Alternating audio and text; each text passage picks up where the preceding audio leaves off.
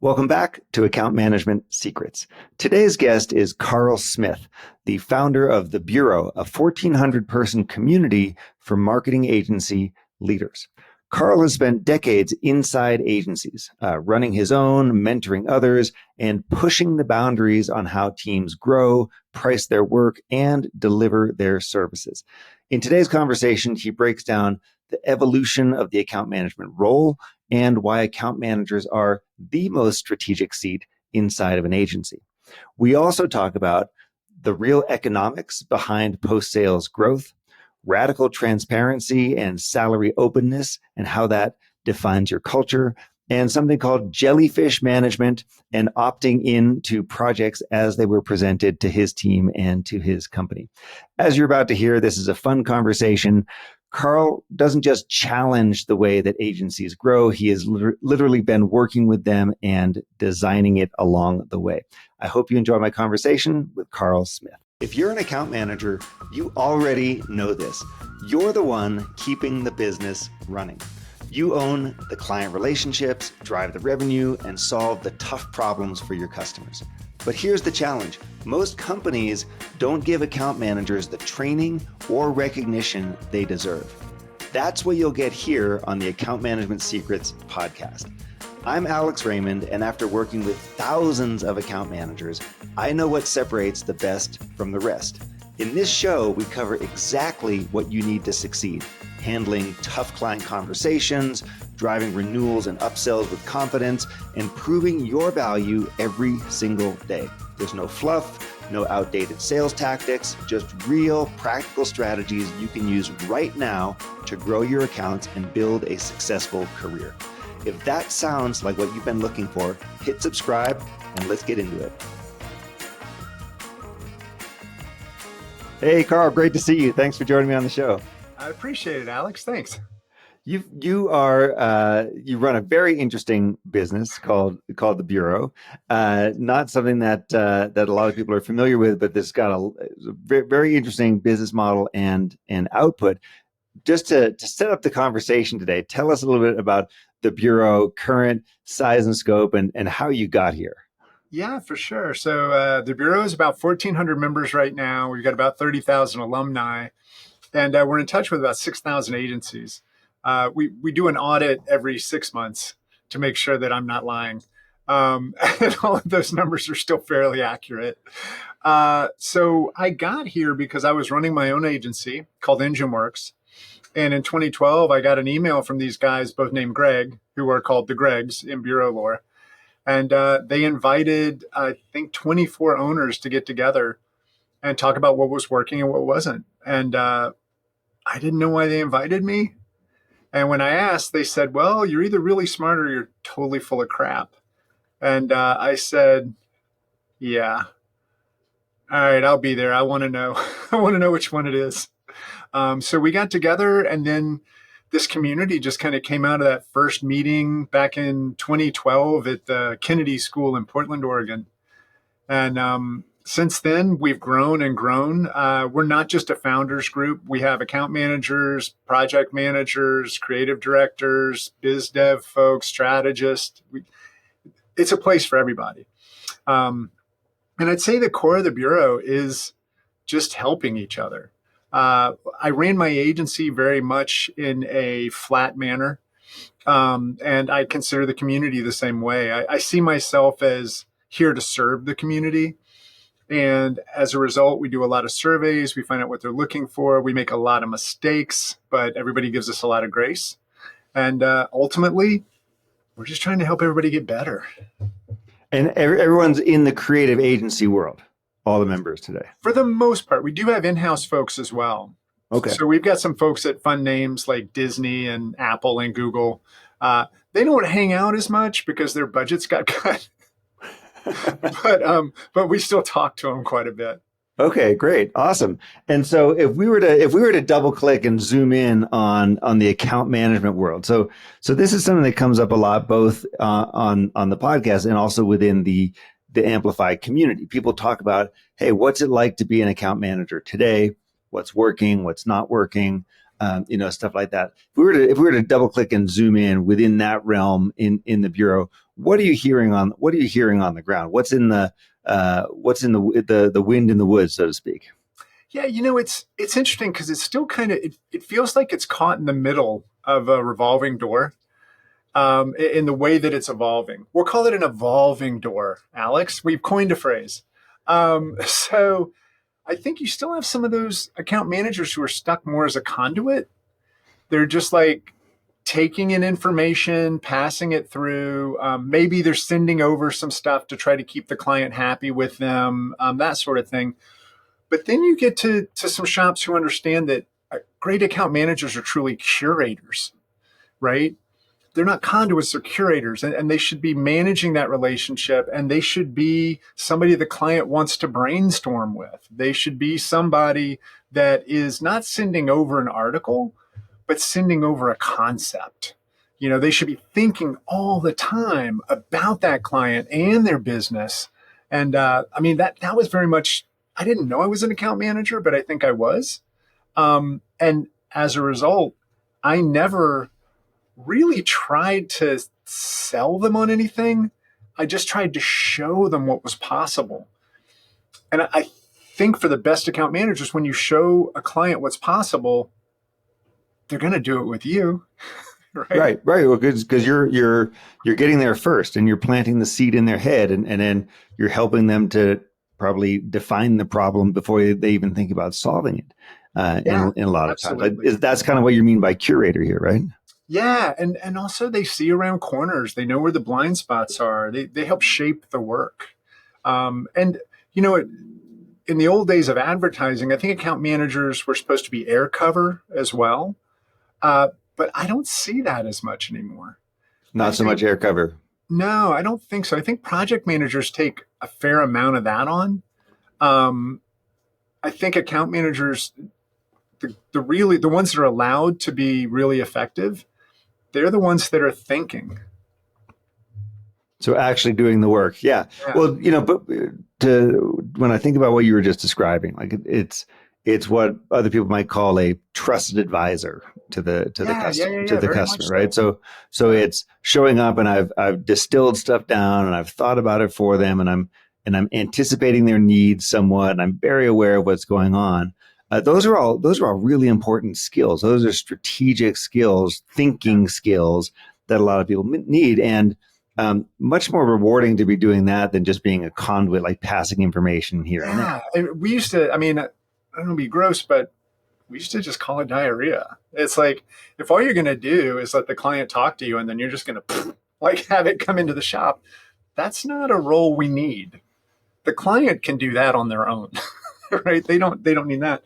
What we need are translators, right? We need people who understand the strategic filters. We need people who are going to be almost a cultural barometer. They're going to be able to tell us where the client is, how the client is, why the client is, and then be able to do whatever the agency's working on, be able to make sure it's presented in the right light for that client. You've talked about how agencies are restructuring around account managers as trust builders, so to speak. Those are words that you've used. What's that shift look like on the ground? How does that look inside of an agency today? That's a great question. I think the reality is they're kind of the torchbearer, right? Account managers are, and their main focus, I think, especially as we start working more and more with their machines, is not only do they have to become great communicators, but they have to get deep domain knowledge and really understand expertise. Exactly. Understand a client's business, but not just in the way the client does, but in the way with that putting a screen over it of all of the expertise that the agency has and how that expertise can carry them forward. So that's a big part of it. I think as AI becomes more and more a part of what we do, if you don't have that deep domain knowledge, then you're not going to be able to call BS, right? And even as generative gets better and better and better, there's still going to have to be somebody who keeps an eye on it. And I think account managers are perfectly suited for that, because they're not getting sucked into the project. They're not getting into the overtime discussion or the this or the that. They're able to truly keep an eye on the horizon, and using AI to help them figure out what the client should do. The client's savvy now. They have AI. They know most of what we know, but they don't understand that external perspective that account manager can bring along with the expertise of the shop. And I think that's how it's starting to form. I think also account managers and biz dev are working closer together than they have in the past, because biz dev knows that a great account manager is going to help them get the deal. Right. So this it's funny. This listening to you leads me to ask this definitional question here. Okay, so we know that one of the big issues within the post sales world is there's like a million different definitions of what an account manager does, and to me, it's always been curious because I don't come. By the way, I don't come from the agency world.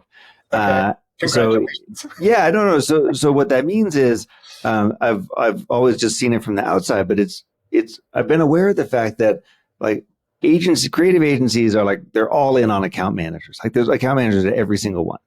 And what I want to get right here, and I want to see if I can get your definition, is what is the role of an account manager within this context? So you just said they're not a conduit. They don't do the timesheets and the overtime discussions. They don't do the just kind of diarrhea of all sorts of stuff being dropped on your head. They work very closely with biz dev. And so for people who are not in the agency world and don't understand this lingo and don't have experience in the industry, how do you split up the different tasks here? And if you were to distill down the definition of the role of the account manager, what would that encompass? There you go. Easy stuff. Easy. That's a softball, Alex. Yeah. Come on. Yeah. Give me the hard stuff. Yeah. You know what's interesting is I'll say, welcome to the shallow end of the pool. Yeah. The shallow end of the pool, and I'm diving in head first. This is not going to be pretty. So advertising agencies had account managers, right? Like Don Draper. Exactly. Okay. And I was one of those. I haven't worn a tie since my advertising days, unless somebody died or got married. Like those are the only two times. But in advertising agencies, account managers were the booze and schmooze, right? They were the ones that were supposed to keep the client feeling like there was some benefit to being in this relationship. And they were relationship managers, but they also had a confrontational relationship with the agency because they felt they represented the client, and they started to take on some of the persona of the client. And I'll never forget being in a meeting with my boss, the only one I ever had, and a head of account service, which I later became after that meeting. And she asked the head of account service why they had said something to the creative team in the way they did. And the head of account service was very much like, well, they dropped the ball, and what we need is this and that and this and that. And they said, explain we. And they said, well, what the client? And she goes, I want you to look at your paycheck and see who signs it. The client gave us the money, but we chose to give it to you. And you are not the client, and you don't know what they had for dinner last night. Okay. So they're the only ones that can do that. Your job is to protect this. Right. So we never had it in digital agencies, which I don't even like that term really. That term came around 2012. People started calling us that. I was a web shop guy. But we never had account managers because we thought we wanted to focus on the project more than the relationship. Okay. And we wanted to create the best work we could. And we didn't want to give in because we thought, well, we'll lose the client. There was so much work we didn't care. But about 8 years ago, I'd say account managers started making their way in. We started seeing the term general manager. We started seeing all these things from the old advertising days. So I think now when I look at an account manager, if I wanted to explain that to somebody, which is what we're doing, I would say project managers are now. They are doing what has to get done right now. Account managers are near, right? They may even be next, right? So you've got now, and then you've got near, and then you've got way off in the distance, right? Which I call next. But I think they're the ones who have to look for not just the next project, but almost the next direction.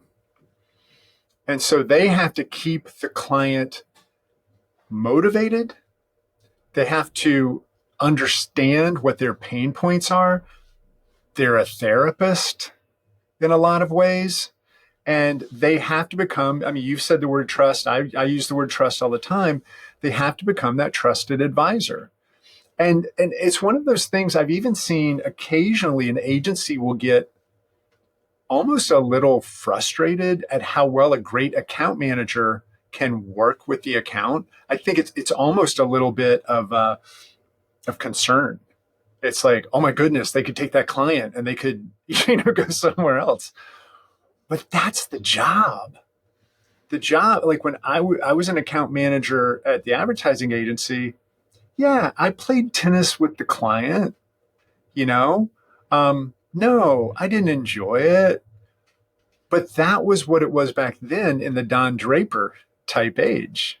If I were account manager now, I would be sitting down with a client going, this is a strategy that is not only going to get you promoted, it's going to let you go home on time. Here's how we're going to make that happen. You're going to hit your numbers, right? A project manager is never going to know a client's KPIs, right? But an account manager should always know, how is my client being judged? What happens if Frank decides to come out of his office and poop on everything we're working on, right? They have to walk that fine line between being on the client team and through a non-manipulative way, which would erode trust, really be working for the agency. They're not a conduit, but they are very much a connector. Well, and it's a tough balance too. So hard. The way that I've referred to this before is I've talked about the account manager being the evangelist for the customer inside of our company. Very right? much, I see that. Which means, promoting their ideas and being very clear about where they're coming from and where they want to be going and so on, and being very clear about where their paycheck is coming from, to your point. Yeah. So we're not going full, on site here. Like we're not switching teams. Our job as the account manager is to make sure that our team, our company wins. Right. And the way that we do that is by developing a lot of expertise about our client and their goals and motivations and challenges and friction points and so on, so that we can serve them better, so that we get more profitable revenue for them, so that we can win in our bid to reach our goals. Like that's kind of how I see it. So I use the word evangelist, but connector is another one, because the account manager's got to see trends and ideas and often, probably the best compliment an account manager can get is when a client says, oh, it sounds like our company better than we do. Yeah. Kind of thing. Because then you're really doing it. That's kind of the connector job, right? Mm-hmm. No, absolutely. I remember being in a meeting where a client, we were probably 3 times more expensive than the closest option. And the client we'd been working with this client. It was a big multinational bank, right? And they had tons of money and all this kind of stuff. But I remember sitting with the client going, hey, I know the budget's not an issue, but I would really, given the upside to this for you personally and for the business, I wouldn't get cheap. It's like what we're talking about is a full effort to understand not just what we're building, but why we're building it and what the impact is going to be. The other options you're looking at, they're just building the thing, right? They aren't thinking about you and what comes next. They're thinking about, oh, we can build that. And it's totally transactional instead of being a real relationship. So in that example, all right, let's go deeper here to understand this. Yeah. So that's the kind of thing that anyone listening to can nod along and be like, yeah, okay, I get that. I understand. But Carl, tell us what went into that, because that's where the magic is. So you're sitting there saying to your client, yeah, look, we can either, just buy the thing or buy the why behind the thing and all the work that we have done. So in your role in that case, What sort of effort did you put into actually understanding what this stuff looked like? What tools did you draw on? Like, what was that whole process like? Like, give us the full story. So it was pre AI, right? So we were basically doing a ton of Google search. We for a digital shop, we probably printed out 200 pages of information, and I went into learning mode.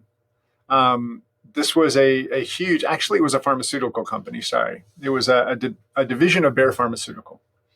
And I learned everything I could about what this division did. I learned everything I could about their end consumer. I understood that most of the people they were selling to were in a state of distress. And while other companies like my shop were putting together ideas for an app, we put together an idea for an education system. And basically said, look, your end customer is in pain and they're trying to negotiate this with their families and their loved ones and their employer and all of these things. So if we just put together an app that helps them ask questions and get answers, they're still alone. What we need to do is build a true digital presence, which is what we used to always say back in the day.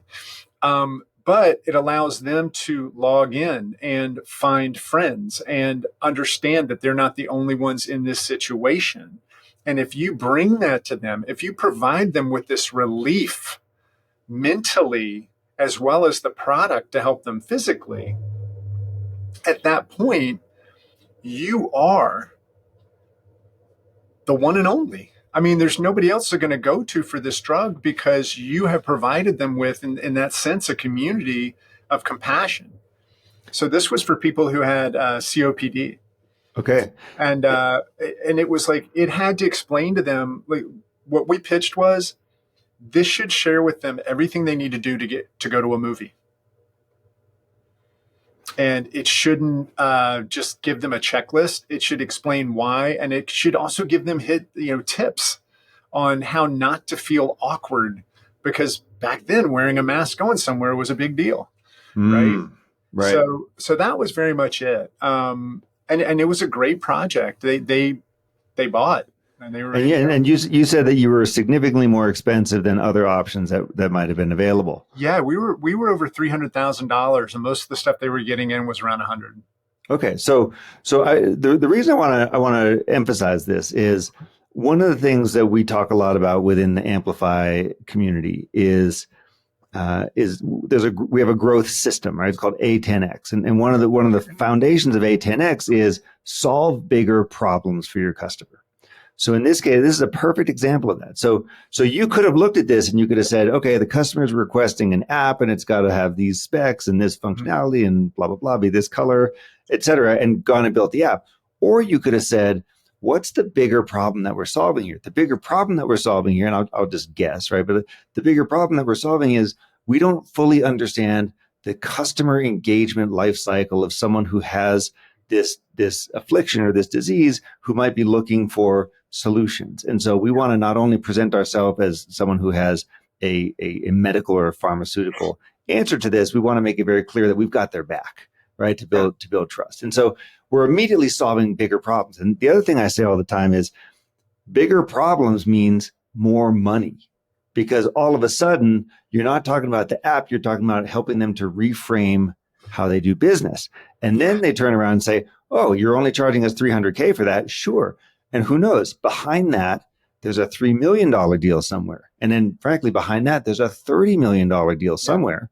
Yeah. And so that's why I really like to share this stuff, because so many account managers, we get stuck in the box, right? We get stuck in this box of like, oh, well, this is just the thing I sell. And so the customer calls me when they need the thing that's in the box, as opposed to saying, how do we actually get out there and solve a bigger problem for the client? So I love that story. Well, and the thing is, it's like selling the thing they asked for, that's biz dev, right? To me, that's not managing an account. I remember in that conversation, they were in Miami, the pharmaceutical, the division of Bayer that was doing this. And we were sitting there, and I remember one of the department heads said, we're selling pills, not lifestyles. And I said, yeah, that's the problem. I was like, do you want to give somebody a pill or do you want to give them comfort? Because if you give them a pill, they're going to switch to the generic as soon as the pharmacist recommends it. But if you give them comfort, they're with you. They want that B stamped on the damn pill, right? And the thing was, I was arrogant and cocky. I'm not like I wasn't, but we were right. It's like, and so that's where I think where BizDev and account management need to work together is BizDev may hear what the client says they need, but account management, if they have that domain knowledge, can say, and, right? And that becomes, I think, the biggest opportunity for any agency. It's not just that working with the same client is cheaper. It's that working with the same client is vastly more profitable. Okay, so let's talk about that then. The one of the great debates right now in the account management world is why is there such a lopsided spend and investment ratio between new sales, so biz dev we'll call it, and account management? When you look at the numbers, existing customers are easier to sell to, they're faster to sell to, they buy more stuff, they're more profitable, they're better advocates. There's like a million reasons. And yet, salespeople get 2.6 times the number of people. They get 7 times the amount of training. They amazingly get 28 times the tech stack, right? So the tech stack for sales marketing is literally 28 times what it is for account managers.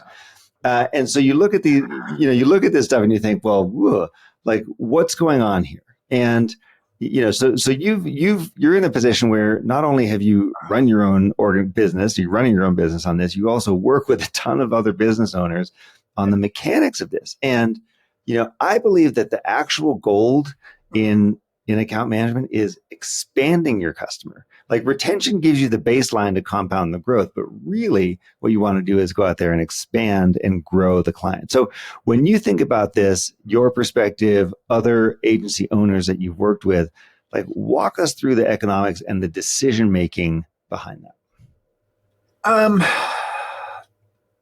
My gut, I'm going to go with my gut feel here. Owners get bored. It sounds horrible to say it's that simple, but we want the new shiny thing.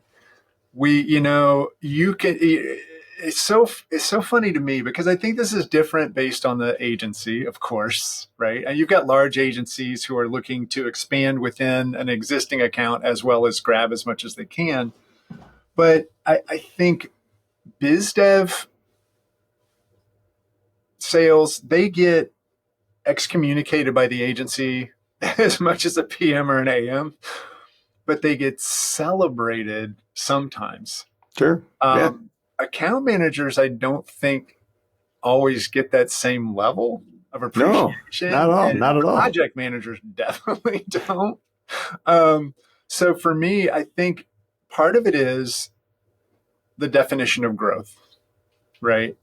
And I think for a lot of owners and founders, they want new. And they think we're growing, but they have in the back of their head that time that that client left, right? They have in the back of their head that another shop just landed this giant logo and they want that. So I think it all comes down to really human nature and psychology of wanting new relationships and wanting new things. And the other thing I'll say is I think it's important for the care and feeding of any creative team to have new opportunities, to have new things to learn. But when we look at the profitability, for example, of the business, we know it's more profitable to have an existing customer. And I don't think anyone's arguing to not do sales and biz dev. We need to do that. The curious part is the scale of the difference between the two in terms of where we're spending time and money. Mm-hmm. No, I agree. I also say this was something I noticed way back in the 90s. In America, especially like up in the Northeast, I think account managers got treated worse than they did in the South. And this is because this is from a while ago, but I think there's some remnants of this still. in the Northeast, it was about the creative product, and the client was a evil, necessary evil, right? But in the South, the relationship was much more important, and the work would suffer to make the client happy. Like if the client said, "No, I want that to be blue," you'd be like, "Okay, that's great. Hey, everybody, we're done." Right? Whereas you hear like Roger Black's famous story of the Rolling Stone logo where they told him it was too big. And he said he came back 3 weeks later with two versions, the original one and one that was bigger. And they said, "Oh, the smaller one works so much better." So it's like, to me, that I think that's another part of it is, do you value the relationship or the work? And if you keep doing the same work for the same clients, it is going to start to feel repetitive, even if you're pushing them into new waters. Mm-hmm. But not in, I will say the agencies I know that invest in account management, they feel a lot more stable. Which presumably then means lower turnover, better employee morale, lower HR costs, all that stuff too, right? Yeah, and healthier cultures, because in some of these agencies, everybody understands everybody else's role. One of the things we used to do was we would let people go on like rides. It's like somebody could say, I want to ride shotgun with biz dev. I want to ride shotgun with account management. I want to run shotgun with a developer. And so I think we did it quarterly. You could get 1 week a quarter where you just basically, mirrored whatever somebody was doing. And I'll never forget, I had somebody with me and they said, "You haven't prepared for this call." And I said, I have. I've just been preparing in my head. I don't like write things down, all this. And then we got on the call. And afterwards, she was like, "Holy crap, how did you know all that stuff?" I was like, I listened. And things I didn't understand, I found out. And I probably sent them 3 or 4 emails that you weren't on that were just like, "Can you help me understand this better so I can do a better job for you?" Because this is the other thing. And I think this is getting back to trust. You need to be honest as an account manager with a client about the things you don't know so you can learn them. It is not about showing up being the all-knowing entity. It is about showing up being the sponge and having that external perspective and not their internal politics. I think that's when you become a true asset to a client as an account manager, is when they know you will work for them and find out what the next thing needs to be, right? And maybe that's not billable, depending on the agency. We had a rule. It's billable unless we would do it and you wouldn't hear. Like if you weren't a client and we would do it anyway, okay, that's not billable. If we're going to learn a new technology, we're going to do something like that. But if we're only doing it because you exist in our world, well, yeah, we're going to bill. So we bill for account managers' time? Yeah. Oh, okay. Yeah, and project management and everything. We used to tell the clients, the client would be like, "Well, we don't need project managers." I was like, "You don't want the project managed? You just want to see what happens?" Okay. I said, "But we can't commit to that deadline anymore. And the budget's going to have to go to T&M because we can't take the risk on of not having the project managed." Right. And anytime a client said that they didn't want account managers, we said, "You know what? We're going to give you an account manager for 2 weeks. And then if you say you still don't want that account manager, cool. But if you say you do, you are getting billed for those 2 weeks." And you know what? It was very rare with the occasional client who would rather be right than effective. We used to say right than rich. Would you rather be right or rich? Because we're trying to help you here. If they just wanted to be right, yeah, okay, fine. But we also, that was a signal to us, we got to get rid of that client. So you've had some pretty interesting management philosophies, if I did my research here correctly, Carl. Radical transparency being one of them. Really flat org structures, like you'd mentioned. Something even called Jellyfish Management. The jellyfish model, yep. Yeah, the Jellyfish model. Tell us about what's going on here. Tell us about your philosophies here. So with transparency, I think everybody should know everything they can understand. And that means clients too. But specifically with the agency, we got down to salary transparency. And I will say it took me a year and a half because once I decided I wanted to do it, I had to make sure that I corrected problems, right? I wanted to be able to defend anybody asking me, why does Sarah make $20,000 more than me a year and we do the same role? I wanted to be able to say, Sarah is great with clients. She can pitch her own work. We have to bring somebody in to pitch your work. That costs more. Therefore, Sarah gets the extra 20. If you want to learn those skills, then you can get the extra 20, and we're happy to share that with you. But that radical transparency, what I learned was you have to have radical context to go with it. So if I were to share with the company, we were about 12 people. If I were to say, hey, we have $300,000 in the bank, they'd be like, let's hit Vegas.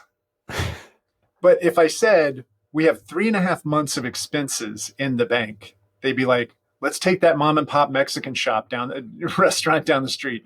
They would no longer be saying we need to work for Apple. They would be like, we need to fill the coffers. Because the one thing people hate more than working for a boring project is not getting paid, right? And that was one of the things we'd always talk about. But when you establish that level of trust, like I remember with clients, we would do it. We'd have some of these early invoices, and I would see something that didn't make sense to me. And I would ask the team about it. And they'd be like, well, we had a 2-hour meeting with 5 of us. And so those 10 hours ended up costing, that $1,500 or whatever. And I was like, okay, well, the client shouldn't pay for that. I was like, that was on us. We thought we knew what we were doing and we didn't. And then I would and they would say, all right, well, we'll take it out of the invoice. I'd be like, no, leave it in, but put down that it's being removed. So it would say, team meeting, $1,500, and then it would have a credit next to it, which would always lead to a phone call. And the client would be like, I saw this $1,500 meeting, and then it was removed, and I'm just curious what's going on. And I would say, you know what? We didn't know what we were doing, so we had to take 10 hours or 5 hours. We had to sit down with all these people and figure it out. But that's on us, not you. So I'm not going to make you pay for that. But I do need to track it, which is why you see it in the invoice, so that I can be smarter next time and see why we are not getting compensated for that time. And what happens is the client relaxes. They're like, somebody is looking after this for me, so I don't have to. Because clients don't want to drive. They just want to know somebody's driving. They have a job to do. Yeah. They don't need to babysit. They don't want to, right? So that was part of it. The Jellyfish model, it was named by Rachel Gertz, who was on our team. But I always wanted to have a system that was self-sustaining, right? And what I realized was we had gotten big enough. We were around probably 50 people. And we had really big clients like Epic Games and Macquarie, this huge bank out of Australia and all this stuff. We realized that we didn't need new work because we had grown these clients. And so we thought, now's the time to experiment. So what if when a client shows up and asks us to bid on something, we tell them we don't bid on things. We ask you to tell us why we're the right fit. And so that was the flip. And that was the beginning of the Jellyfish model. So basically, a client would approach us, and they could be big. Facebook was one of them. And back at the time, Facebook only had six agencies. We became the 7th that were allowed to work with them. And basically, they showed up and they said, hey, we need you to bid on this project. We're releasing a sub brand. This is what it looks like. And I was like, I'm so appreciative of that, but we don't bid on projects. We share who we are, and you tell us why we're the fit because you know what you need. And when they would push back, I would say, like, well, here's your option, right? You can talk to these other agencies you're talking to. And what they're going to do is send an email, open a project, drop a folder, whatever, and tell somebody they have to get that done. You hire us. My team said, I want that. So I want to work on that. They're going to work nights. They're going to work weekends, whatever they have to do because they committed, they opted in. And so that's what you have to ask yourself. Do you want a passionate team that said they want to work with you? Or do you want a cranky team that was told they had to work with you? Mm. Microsoft wouldn't play our shit. Microsoft said no. And then they hired people from my team at a ridiculous rate. I told everybody on the team, I was like, go, go, go, but send me a nice gift, like a really nice bottle of wine or an Eames chair or something. So that was the beginning of it. And then what would happen is when the client did, and we got really successful at this, they would send us 3 paragraphs about why they thought we were the fit. We would drop it into one project we called Smack Attack. A group of jellyfish is called a smack. And so in the Smack Attack, if at least 3 people on the core team, which was about 12 people, if at least 3 people said, yes, I want to do it, one would be basically the account manager, no matter what their other skills were. One would be kind of the, I guess I would say the hero of the project. Like they would make sure that we were building something that was truly great. And then the other person would be in charge of the financial side. And so these 3 had to say yes, and then they could build the rest of the team from within the current team, or they could bring in external people to work on it. So that way we were able to expand and contract because we were bringing in external folks and never really had to worry about layoffs or things like that. What ended up happening, the big problem was we didn't really have a biz dev component, and we ended up turning away so many people that we ended up getting a reputation for being hard to work with, which wasn't untrue. Right. But I think the core model was great. We just had that one little interesting flaw. Yeah. Well, I mean, look, not all of these managerial experiments are always a home run. Sometimes they're a double. Sometimes they're a single or a double.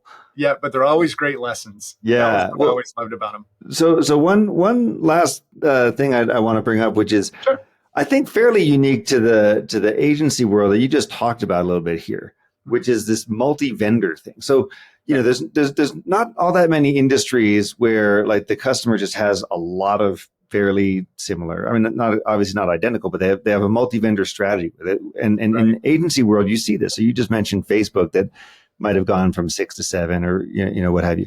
So that creates all sorts of additional complications for the account manager because you have to deliver on your line of business. Mm-hmm. I'm presuming you have to deliver on your line of business. And then you also have to keep scanning for like what other opportunities are out there. Where could we, move in parallel or kind of take something else if it's not working out or whatever. Walk us through this multi-vendor strategy that the clients have, and what are the pros and cons? How do you deal with it? Yeah, so I think the main reason the multi-vendor strategy exists is because humans on the other side want to be in charge. And so it's very rare that we had a point of contact, except for in large corporations where they had multiple. And when they did have multiple, it was because of different business units. It was normally structured that way, not based on a certain output, although that definitely is part of it too. But I think that's a big part of it. And also a lot of these clients they just wanted options. So I never thought it was a great plan. And I would always tell a client, look, I know you've got these other vendors that you're working with, right? You've got these other agencies. That's great. Can you tell me what we need to be better at so that we can do that work as well? Because ultimately, if you don't have cohesion across everything you're doing, you're going to have these little broken promises.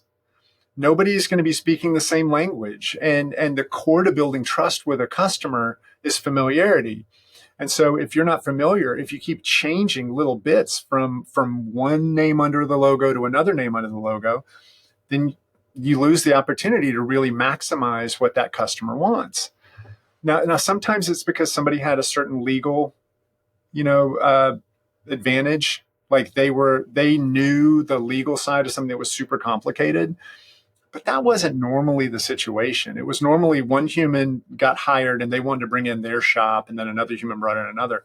We used to do road shows. When we would finish something big with a client, we would say, hey, let's go get you a raise. And so we would put it together, and then we would either, it might be in the cafeteria, and they'd have people come in, like CSX, the railroad was a client. We'd always end up in this cafeteria. Other times we may actually fly out somewhere, or we may put together a video explaining everything so they could put it out. But that was the way we handled it from an agency and account management perspective, was we made our clients look better.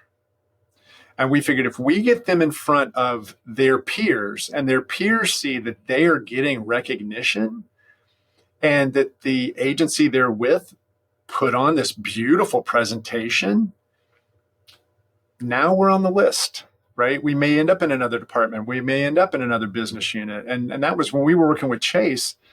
We started off in home equity and we ended up with like 5 divisions. And it was all because of these road shows. Yeah, that's cool. That's where the expansion opportunities come from, is turning your customer into a hero. Yeah. So, Carl, what's your advice for the recent graduate who wants to get into account management in a creative agency in 2025? I would say that the most important thing you can do, along with being a great communicator, make sure you're truly working on being a great communicator, but figure out how to be that true guide for a client. They are drowning in dashboards. They've got more content and reports and bullshit to read. Take that away from them. Let them go home on time. If you want to be a great account manager, be the reason your client goes home on time, and they won't want you to go away ever, right? But the way you do that is by helping them process this information, getting to a level of trust with them where they share with you their inner problems, like the challenges within their organization, the challenges they may have. So that's what I would say. It's like, study account management, best practices, all that kind of stuff. But ultimately, find a way to be the best support network for your client. Be their friend, do that kind of stuff. That's fine. Don't take them out and get them drunk unless that's what you do with your friends. Okay, maybe I shouldn't have used that example. I think that would be it. It's like, study psychology over business, not in a manipulative way, but in a supportive way. Awesome. Great. Well, hey, Carl Smith, thanks for being here on Account Management Secrets. Really appreciate the deep dive into agency life. I learned a lot. Thank you for being here. Oh, thanks, Alex. I really appreciate it. And that was a lot of fun. Maybe there were some secrets.